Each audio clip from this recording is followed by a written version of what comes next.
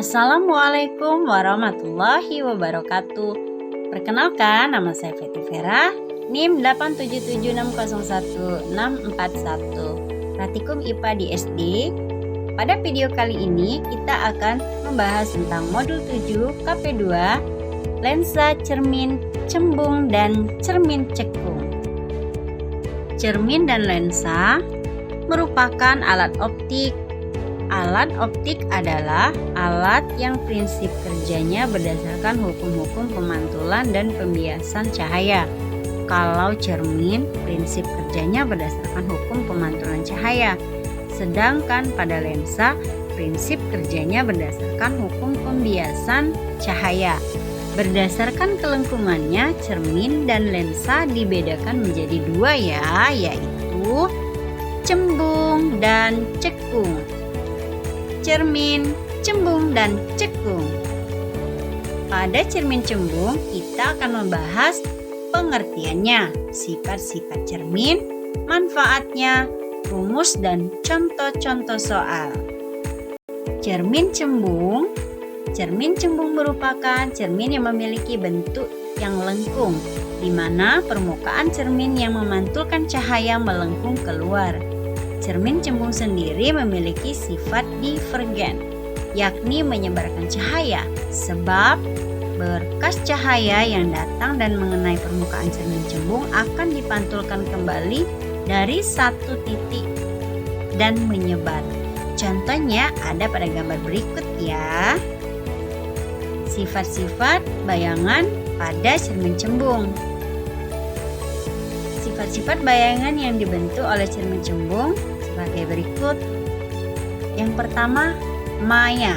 Yang kedua, tegak. Yang ketiga, diperkecil. Yang keempat, letak di belakang cermin, yaitu di antara titik pusat optik dan titik fokus. Yang kelima, jarak bayangan lebih kecil dari jarak benda. Yang keenam, jarak bayangan selalu bernilai negatif. Manfaat pada cermin cembung ini juga sangat banyak digunakan dalam kehidupan sehari-hari. Sebagai contoh penggunaan cermin cembung itu spion mobil, motor, cermin di perempatan atau pertigaan jalan yang tajam. Nah, rumus-rumus yang terdapat pada cermin cembung ini juga berlaku pada cermin cekung ya. Hanya saja jarak fokus dan jari-jari kelengkungan cermin pada cermin cembung berharga negatif. Rumus-rumusnya bisa kita lihat di samping ini ya.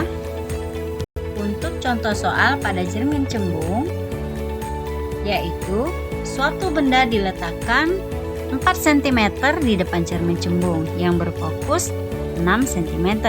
Berapa sentimeter letak bayangan yang terbentuk? Nah, jawabannya ada di samping ya. Itulah pembahasan tentang cermin cembung. Sekarang kita akan membahas tentang cermin cekung.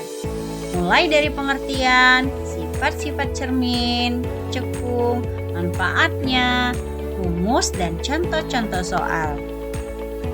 Pengertian cermin cekung adalah lensa cekung merupakan lensa yang permukaan lengkungannya menghadap ke dalam. Ciri utama lensa cekung adalah bagian tengah lebih tipis daripada bagian pinggir atau tepi. Berbeda dengan lensa cembung yang mengumpulkan sinar, lensa cekung memiliki sifat memancarkan atau menyebarkan sinar. Adapun bagian-bagian lensa cekung diilustrasikan pada gambar berikut. Sifat-sifat bayangan cermin cekung. Bayangan yang dibentuk oleh lensa cekung adalah sebagai berikut. Yang pertama, maya. Yang kedua, tegak. Yang ketiga, diperkecil. Yang keempat, terletak di depan lensa, yaitu di antara titik pusat optik dan titik fokus aktif. Yang kelima, jarak bayangan lebih kecil dari jarak benda. Yang keenam, jarak bayangan selalu bernilai negatif. Manfaat cermin cekung memiliki berbagai manfaat dan aplikasi dalam kehidupan sehari-hari dan industri. Beberapa manfaat diantaranya, yang pertama, penggunaan sehari-hari. Gaya rambut, Cermin cekung sering digunakan untuk melihat bagian belakang kepala atau gaya rambut yang sulit dijangkau dengan cermin datar. Make up memungkinkan pengguna untuk melihat detail wajah dengan lebih jelas, terutama di area yang tidak terlihat saat menggunakan cermin datar. Yang kedua, industri dan teknologi. Sistem pengecasan. Dalam beberapa sistem pengecasan otomatis, cermin cekung digunakan untuk memantau posisi benda kerja atau komponen. Alat medis digunakan dalam beberapa alat medis untuk memberikan pandangan yang lebih baik pada area tubuh yang sulit dijangkau. Kamera dan fotografi. Beberapa kamera menggunakan cermin cekung untuk mencapai efek tertentu atau untuk memperbesar objek. Yang ketiga, pendidikan dan pembelajaran. Pembelajaran optik, cermin cekung sering digunakan dalam eksperimen optik untuk mempelajari sifat-sifat cahaya dan pembiasan.